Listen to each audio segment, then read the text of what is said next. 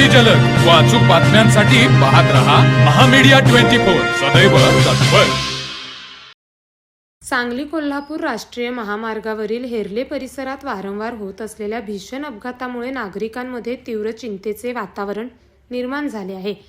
या अपघातामध्ये अनेकांना जीव गमवावा लागत असल्याने तातडीने कायमस्वरूपी उपाययोजना करण्यात याव्यात अशी मागणी हेर्ले ग्रामपंचायतीच्या वतीने राष्ट्रीय महामार्ग प्राधिकरणाकडे करण्यात आली।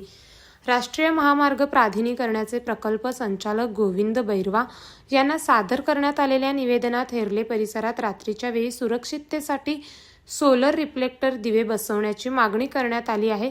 महामार्गालगत मोठ्या प्रमाणात लोकवस्ती वाढली असून शाळकरी विद्यार्थी, महिला, ज्येष्ठ नागरिक व ग्रामस्थांची सातत्याने ये-जा होत असल्याने पादचारी ओव्हरपास, फूड ओव्हरब्रिज उभारण्याची आवश्यकता अधोरेखित करण्यात आली।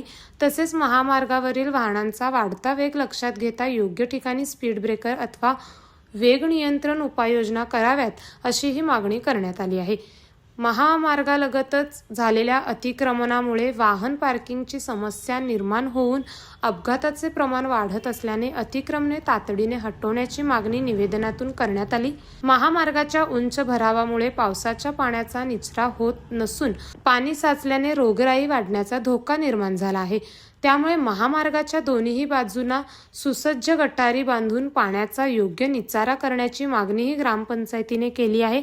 हे निवेदन राष्ट्रीय महामार्ग प्राधिकरणाचे प्रकल्प संचालक गोविंद बैरवा यांना देण्यात आले।